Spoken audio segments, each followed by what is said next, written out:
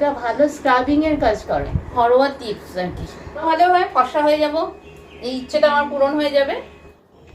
স্বাস্থ্যই সম্পদ, শরীর ভালো থাকলে সব ঠিক, একদম ফিট।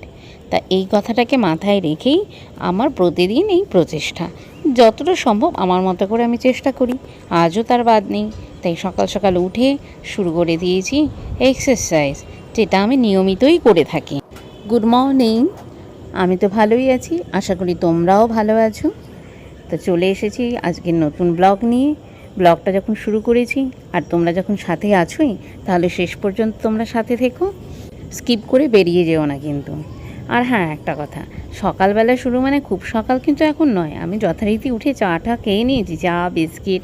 আমি কিন্তু নিয়মিত এটাই করি, মানে উঠেই যে এক্সারসাইজ করি তা নয়। চা বিস্কিট খেয়ে আরাম করে ঘরের একটু টুকটাক কাজ গুছিয়ে নিয়ে তারপরে এক্সারসাইজ শুরু করি। আজকেও তার ব্যতিক্রম নয়। ও এটা কি, এটা কি দই পনির? আমি যখন এক্সারসাইজ করছিলাম তখনও বেরিয়ে গেছিলো এই মিষ্টি আনতে, পাড়ার দোকানটাতেই। ওর নাকি আজকে আবার ব্রেকফাস্টে একটু মিষ্টি খেতে ইচ্ছে করছে। তো আমি আবার বলেছিলাম যদি পনির পাওয়া যায় তাহলেও নিয়ে এসো। তো সেটাই জিজ্ঞেস করেছি, কিন্তু পনিরটা কিন্তু পাওয়া যায়নি। পনির আনতে গেলে আর একটু পরে যেতে হবে বলেছে। তো আমি বললাম ঠিক আছে, আর যেতে হবে না, গরমের মধ্যে বারবার যাওয়ার দরকার নেই, পনির না হয় অন্য দিন খেয়ে নেব, আজকে যখন পাওয়া যায়নি থাক, আপাতত মিষ্টিটা তো খাই।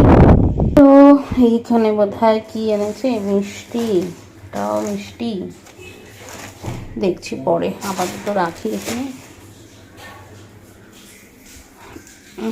এইটাকে ফ্রিজে ঢুকিয়ে দিই, দুধটাকে। দোকানে গেলে আমি ভুলেই গেলাম, ফ্রিজে একটাও ডিম নেই, সেটা আনতে হতো, কিন্তু আমি বলতেই ভুলে গেছি। তো এই যে এগুলো আনা হলো এখন। আর এদিকে এটা এনেছে, আর এই যে এগুলো আমি রেখে দিয়েছি, ওটস মেখে রেখেছি, ওটস দই দিয়ে সন্দেশ দিয়ে মিষ্টি দিয়ে ব্রেকফাস্ট তো হয়ে গেল। এবার রান্নার পালা। তো চলে এসেছি যথারীতি রান্নাঘরে। আজকে তেমন কিছু রান্না করব না, আজকে সিম্পল থাকবে। সিম্পলের মধ্যে যেমন আজকে একটু পুঁই শাক রান্না করব, পুঁই শাকের চচ্চড়ি সর্ষে বাটা দিয়ে। তার জন্য একটু আলু, বেগুন আর কুমড়ো কেটে নিয়েছি। আলু আর কুমড়োটা আগেই কেটেছি, কিন্তু রান্নার সময় মনে হয়েছে বেগুনটা তো কাটা হয়নি, তাই বেগুনটা কেটে ধুয়ে নিলাম। রান্না কিন্তু অলরেডি বসিয়েও দিয়েছি আমি। যাই হোক, এবার পুঁই শাকগুলো কেটে ধুয়ে রেখেছি, সেগুলো দিয়ে দিলাম। এদিকে শাক করব আর ওদিকে আলু আর করলা সেদ্ধ করব। তা আলু করলা অলরেডি আমি সেদ্ধ করতে দিয়েছি। আমার যে মাল্টি ফাংশন জারটা রয়েছে, যেটার মধ্যে সেদিন দেখলে ডাল ফোটালাম, ওটাতেই দিয়েছি। ওটাতে কিন্তু আলু করলা সেদ্ধ খুব ভালো হয়। আর এদিকে যেহেতু পুঁই শাক সর্ষে বাটা দিয়ে করব, তাই আমি অলরেডি সর্ষে পেষে নিচ্ছি। কালকে দেখছিলে কতগুলো পাট পাতা বেঁচে গেছিলো, সবটা করতে পারিনি, তো রেখে দিয়েছিলাম, ফেলে দিইনি, রেখে দিয়েছিলাম। সেটাই আবার আজকে একটু করে নিচ্ছি,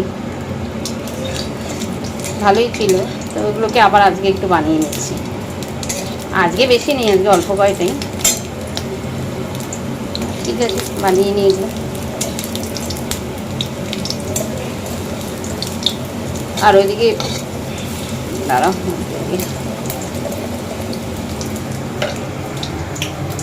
আর এদিকে এটা রান্না হয়ে গেছে, ভাজাগুলো কমপ্লিট হয়ে গেছে। এখানে একটা কথা বলি, এইখানে কিছু এই যে এগুলো এরকম 2-1টা 3-4টা এগুলো কিন্তু আটা দিয়ে করেছি, আটার সাথে চালের গুঁড়ো মিশিয়ে। আর নিচে 3-4টা সেগুলো হচ্ছে বেসনের সাথে চালের গুঁড়ো মিশিয়ে। যেটা ময়দা দিয়ে করে অনেকে, আমি ময়দা তো আমার ঘরে থাকে না, তো আটা দিয়ে চালের গুঁড়ো দিয়ে করেছি। কালকে তো অন্য দিয়ে করেছিলাম, দেখিয়েছি তোমাদের। আর এই যে আলু করলা সেদ্ধ মাখা, আজকে একটু সিম্পল খাওয়া। খেতে দেরি আছে, এখন খাচ্ছি না, মানে রান্নাঘরে আছি তো, তাই দেখিয়ে দিলাম। ভাবলাম যে দেখিয়ে দিই একবার আজকে কী খাওয়া দাওয়া হবে।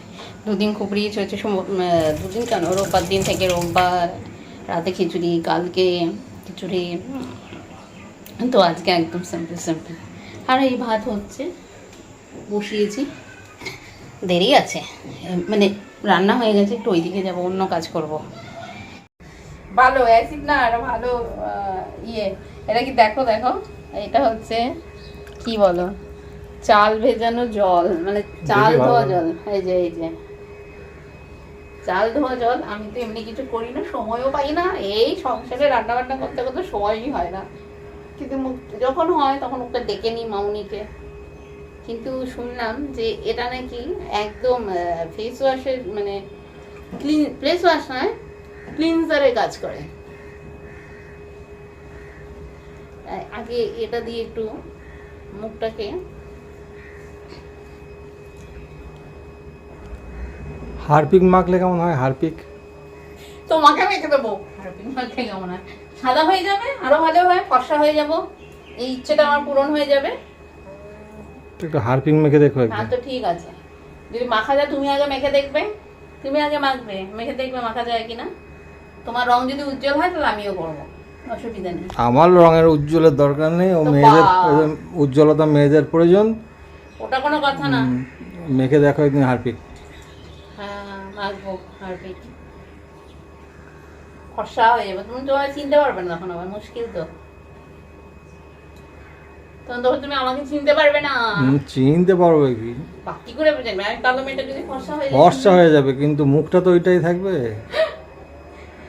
রং তো চেঞ্জ হয়ে যাবে। আর আমি তো জানবো যে হারপিক মেখেছে, সুতরাং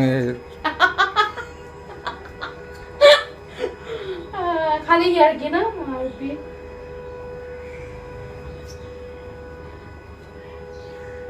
দেখবো কেমন। এবার এটা করলাম, এবার কিছুক্ষণ পরে এটাকে এখানে এইভাবে রেখে দেবো। এবার কিছুক্ষণ পরে স্ক্রাব করব। স্ক্রাবটা কি দিয়ে করবো বলে তো, আর যখন করবো তখন বলে দেবো। এবার কি মাখছো? এটা হলো গিয়ে ওই চালের গুঁড়ো আর ময়দা হাতে নিয়ে, এটা ভালো তোমার চালের গুঁড়ো আর ময়দাটাকে চালের মধ্যে একটু ইয়ে করে নিয়েছি, ওইটা ভালো স্ক্রাবিং এর কাজ করে।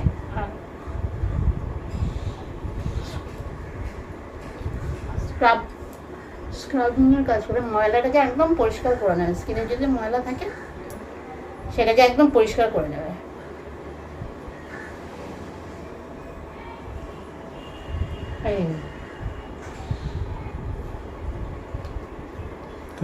নিচে পড়ছে তো সব। হ্যাঁ নিচে পড়ে আমি মুছে দেবো, পড়বে এখানে। তাহলে তোমাকে একটা জায়গায় বসে করতে হয় বা শুয়ে করতে হয়, এগুলো ঘরোয়া টিপস আর কি, স্কিনটাকে একটু যত্ন রাখার, যত্ন নেওয়া।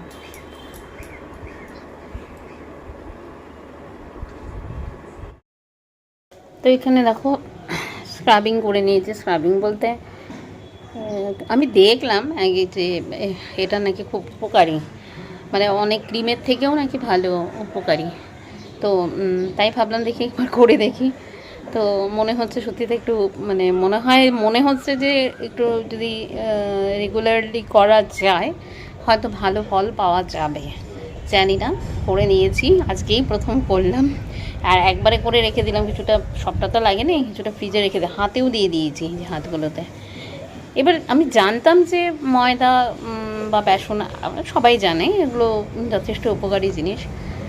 চালের গুঁড়োও, মানে চালের গুঁড়ো দিয়ে স্ক্রাবিংটা ভালো হয় এটা জানি, মানে জানি বলাটা ভুল হলো, স্ক্রাবিংটা ভালো হয় এটা বুঝতে পারলাম। বেশ সুন্দর যখন ইয়ে করলাম, মানে মনে হচ্ছে যে ঘষার টাকটা লাগে না, ঘষা লেগে লেগে স্কিনে ঘষা লেগে লেগে যে নোংরাটা ওঠে, এটা বোঝা গেল আর কি।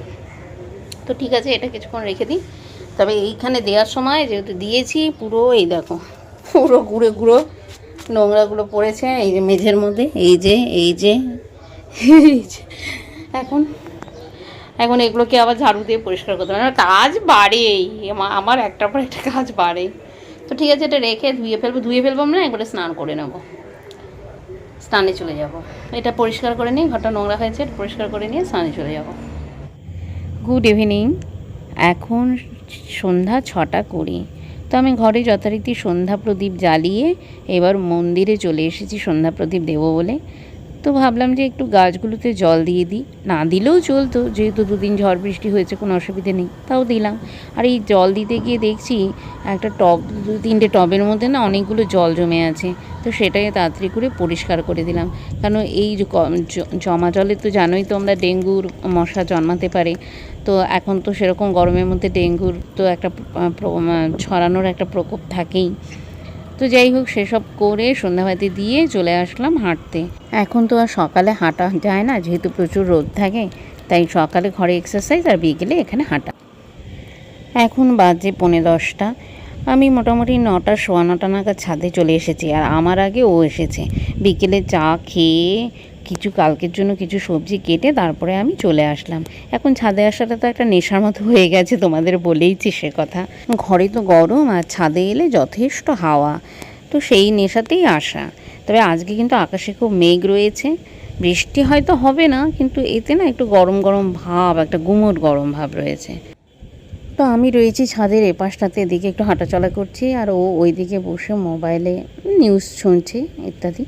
আসলে দুজন একসাথে বসে না, আমি যেহেতু ছাদে বসেই ভয়েসগুলো দিচ্ছি, এবার ও ওখানে মোবাইল চালালে বা কথা বললে তো ভয়েস ওভারে অসুবিধা হবে বলে দুজন দু জায়গাতে, প্রথমে এক জায়গাতেই বসেছিলাম।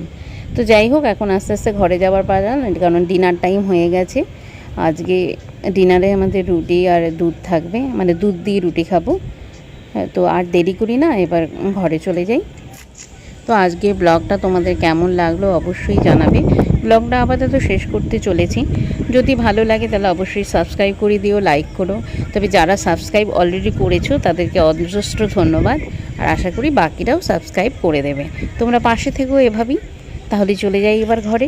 তো ছাদের থেকে চলে এসেছি ঘরে, এবং যেহেতু ডিনার টাইম, তো খাবার ওদেরকে বেড়ে দিচ্ছি, দেখতেই পাচ্ছ কী কী খাওয়া। তো যাই হোক, এখন রাখছি, তবে দেখা হবে আবার একটি নতুন ব্লগে। ভালো থেকো তোমরা, আর হ্যাঁ, কেমন লাগলো একটু কমেন্ট করে জানিও প্লিজ। ঠিক আছে, আসছি তবে, বাই।